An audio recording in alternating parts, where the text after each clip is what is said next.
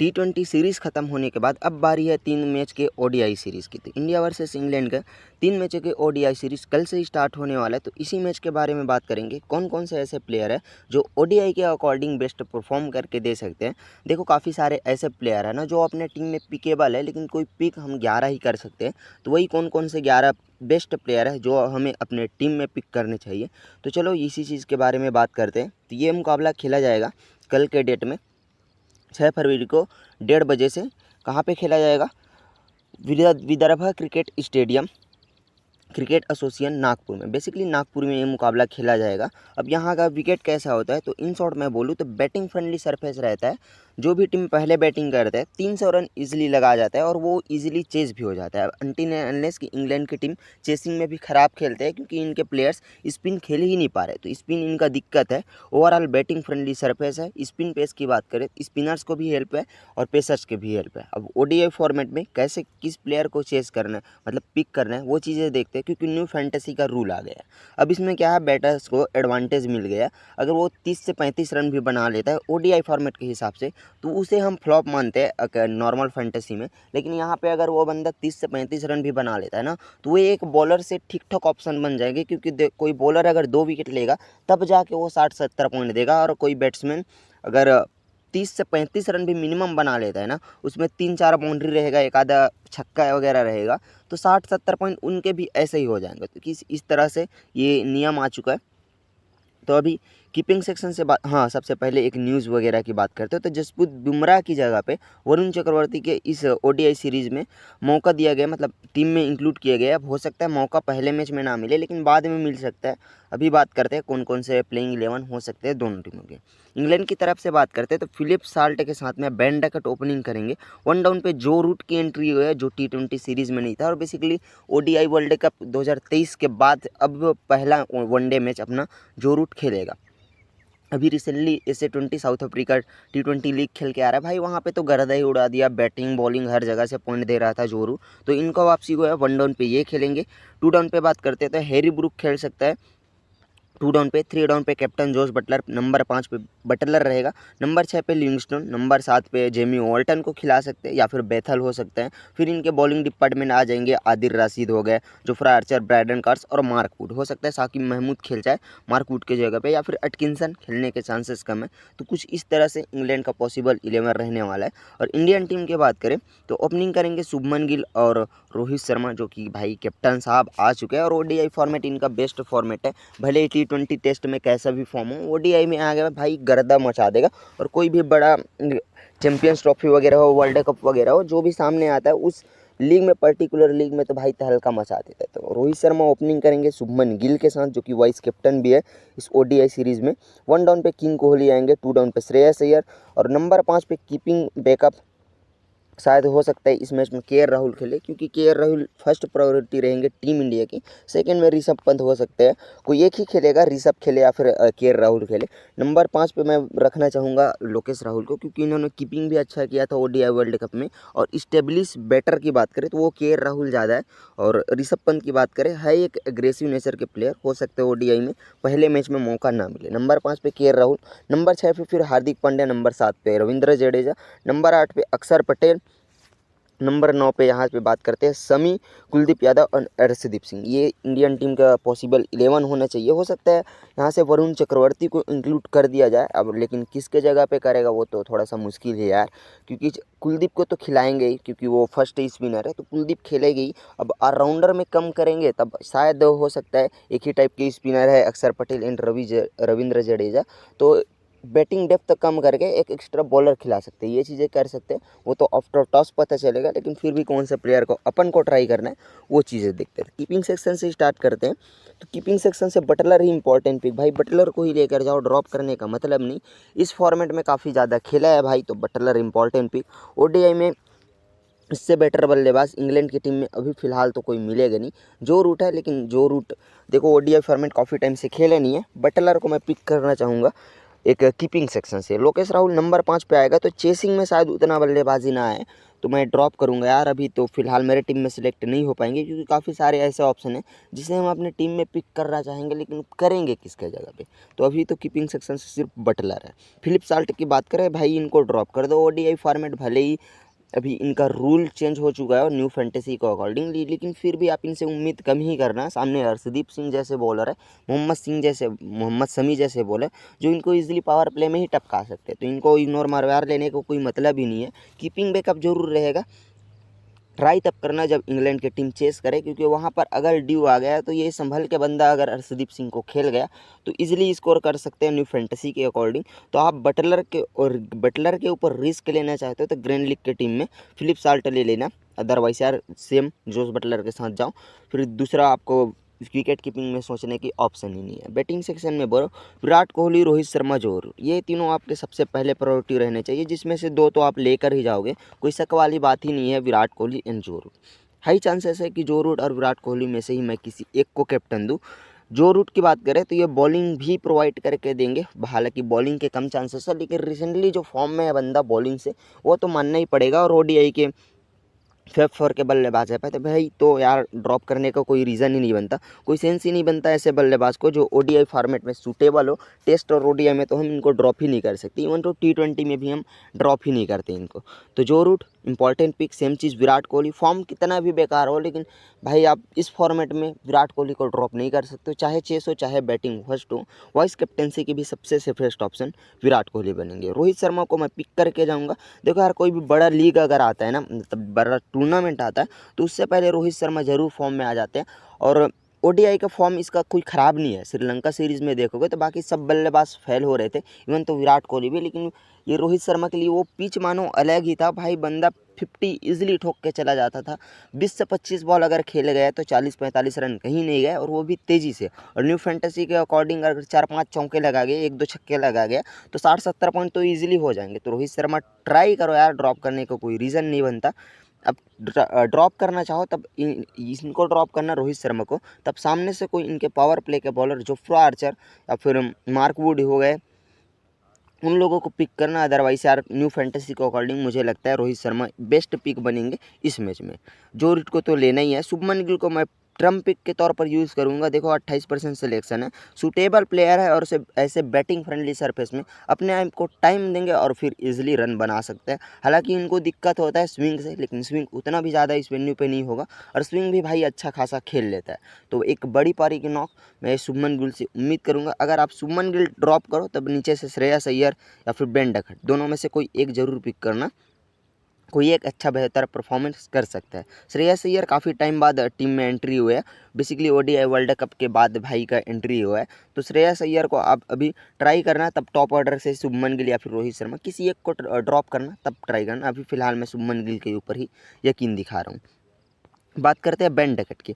ODI format के हिसाब से भाई सबसे बेस्ट बल्लेबाज अभी सेकंड में देखोगे तो जो रूट बटलर के बाद ये बेन डकट आएंगे, क्योंकि बेन डकट ना अभी रिसेंटली ओडीआई श्रृंखला में जो ऑस्ट्रेलिया के अगेंस्ट खेला था, भाई ने एक सेंचुरी लगाया था, एक 90 प्लस की नॉक खेला था, एक 50 प्लस की नॉक खेला था। मतलब ओडीआई के अकॉर्डिंग बेस्ट बल्लेबाज बेन डकट है। अपने आप को टाइम देते हैं, फिर तेज़ी से रन बना लेते हैं, बाउंड्रीज भी लगाते हैं और अपने आप को टाइम भी देते हैं। तो बेन डकट यार इंपॉर्टेंट पिक बनते हैं।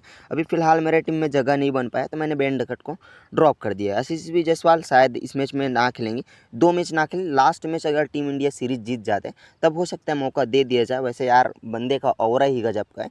बिना ओडीआई डेब्यू से सीधा एक चैंपियंस ट्रॉफी में आप इनको लेकर जा रहे हो, मतलब समझ सकते हो किस लेवल का पोटेंशियल है। और इस फॉर्मेट में भाई टेस्ट में अपना रुतबा तो दिखा दिया है, T20 में भी जहाँ तहाँ दिखाई दिया है, बस ओडीआई में बाकी है। बस उनको मौका मिल जाए ओडीआई में, वहाँ पे भी मेरे को लगता है परफॉर्म करेगा, और 50 तो कम से कम अपने ओडीआई डेब्यू में बंदा लगा ही जाएगा। हैरी ब्रूक को ड्रॉप करो यार, ओडीआई के अकॉर्डिंग ठीक ठाक बल्लेबाज, लेकिन स्पिन इनका दिक्कत हमेशा ही सही रहा है। अब सामने रविंद्र जडेजा भी आ गया, कुलदीप यादव जैसे स्पिनर है, तो स्पिन खेलना मतलब इनको थोड़ा सा दिक्कत तो होता ही है। स्पिन पे अपना बंदा विकेट थ्रो कर ही देता है, तो सिंपल से इनको ड्रॉप करा दो। अब ट्राई तब करना जब सामने से क्या मतलब इंग्लैंड की टीम को फेवर करो, तब ट्राई करना, और सामने से इंडियन टीम के स्पिनर्स ड्रॉप करना। अब मार रहे हो कि स्पिनर्स को विकेट ना मिले तभी हैरी ब्रूक चलेंगे, वो भी 30s 40s वाला स्कोर, एकदम से बड़ा स्कोर नहीं। ड्रॉप कर दो यार, इंडियन कंडीशन में ड्रॉप ही करो। अगर कोई इनके इंग्लैंड वाले कंडीशन होते तब ट्राई कर लेना, अब यहाँ पे ड्रॉप ड्रॉप ही करो, लेने का कोई मतलब ही नहीं, कोई सेंस ही नहीं बनता, क्योंकि ये स्पिन बंदा खेल ही नहीं पाता है। ड्रॉप कर दो सीधा सीधा। ऑलराउंडर सेक्शन से सबसे पहले जो दो पिक रहने चाहिए, Hardik Pandya and Ravindra Jadeja. Hardik Pandya number 6 bowling option में खेलेंगे, थर्ड पेसर के रूप में खेलेंगे। बैटिंग फर्स्ट हो तब सीधे सीधे कैप्टेंसी दे देना, लोअर ऑर्डर में फिनिशिंग करके देंगे और 5 से 6 ओवर कम से कम गेंदबाजी प्रोवाइड करके देंगे। Hardik Pandya muster pick, captaincy के सबसे सेफेस्ट ऑप्शन।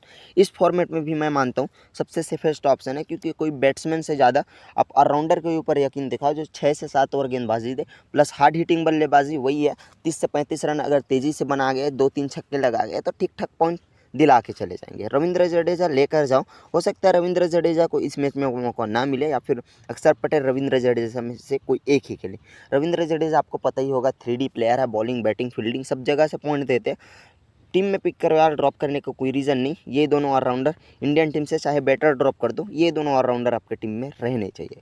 लिविंगस्टोन की बात करें, देखो बॉलिंग ऑप्शन देखना पड़ेगा, क्योंकि कितने बॉलिंग ऑप्शन है इंडियन टीम में। लेफ्ट हैंडर्स है ही नहीं, एक रविंद्र जडेजा है, अब उतनी नीचे गेंदबाजी करने तो आएगा नहीं, लेकिन फिर भी लेग ब्रेक ऑफ ब्रेक दोनों डालता है, तो बॉलिंग के चांसेस थोड़े बहुत रहेंगे 2 से 3 ओवर। और बैटिंग से मेरे को नहीं लगता इतना अच्छा परफॉर्म कर पाएगा। स्पिन को खेलना इनके ही दिक्कत की बात है, लेकिन जो इंग्लैंड ऑस्ट्रेलिया सीरीज़ हुआ था वहाँ पे भाई ने अच्छा खासा रन बनाया था। हालांकि वो अलग कंडीशन था, यहाँ पे स्पिन कंडीशन है, तो हो सकता है इतना रन ना बनाए, लेकिन लिविंगस्टोन एक ट्रम्प पिक ऑप्शन बनेंगे। अगर आपको पिक करना हो तो कर सकते हो, किसी बैट्समैन की जगह पे अगर आपको पिक करना हो, शुभमन गिल हो या फिर रोहित शर्मा हो, तो अब आप लिविंगस्टोन को पिक कर लेना। उम्मीद करना बॉलिंग से बंदा कंट्रीब्यूट करे, वरना बैटिंग से आप कितना ही उम्मीद कर लोगे। अक्षर पटेल हो सकता है ना खेले, अगर खेलता है तो ठीक ठाक पिक बनेंगे, वही देखना पड़ेगा यार कितने ऑप्शन बॉलिंग में खेलेंगे। रविंद्र जडेजा सेम टाइप के स्पिनर हो गए, लेफ्ट आर्म स्पिनर, और अक्षर पटेल भी हो गए, तो दोनों में से कोई एक ही खेलने के चांसेस रखता है। तो अभी मैंने रविंद्र जडेजा को रखा है। अक्षर पटेल अगर खेलता है तो ठीक ठाक फॉर्म में है,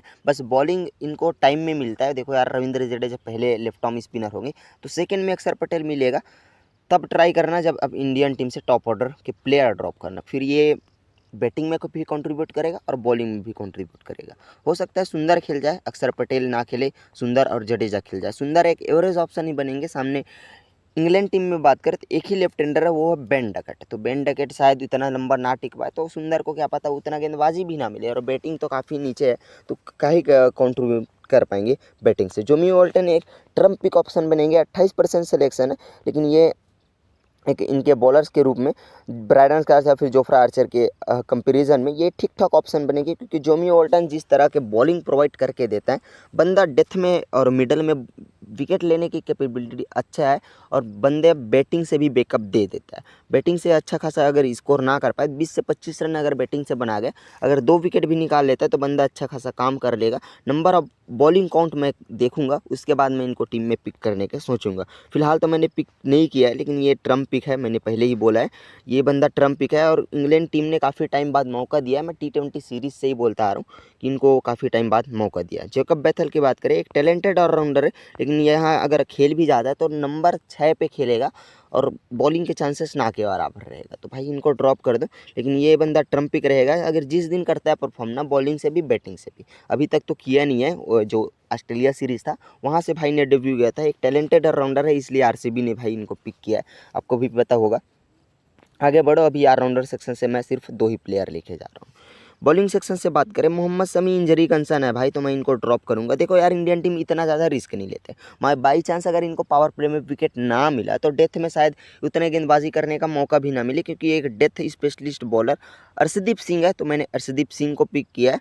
अभी मैं इनको ही लेकर जाऊंगा। मोहम्मद शमी इंजरी कंसर्न है, बॉलिंग फर्स्ट में ट्राई करना चाहिए, बॉलिंग सेकेंड में आप इनको सिंपली ड्रॉप कर देना। आदिल रशीद एक ऑन एवरेज वाले स्पिनर है इंडियन कंडीशन में। अगर इंडियन टीम अपोनेंट है तो एवरेज ऑप्शन बन जाते हैं। कोई अदर कंट्री होता है, अदर टीम के प्लेयर होते हैं, तब ये तो ठीक ठाक ऑप्शन बनते हैं, कभी भी 1 विकेट निकाल ही लेता है, और 10 से 15 रन इजीली आप इनसे उम्मीद कर सकते हो। जब भी भाई का बैटिंग आता है 10 से 15 रन इजीली स्कोर कर ही देता है। अभी ठीक ठाक ऑप्शन बनेंगे ऑन एवरेज 1 विकेट वाला। अब कोई ऐसा प्लेयर खोज रहे हो जो कि 40 से 50 पॉइंट मिनिमम दे, तो वो आदिल रशीद होने चाहिए।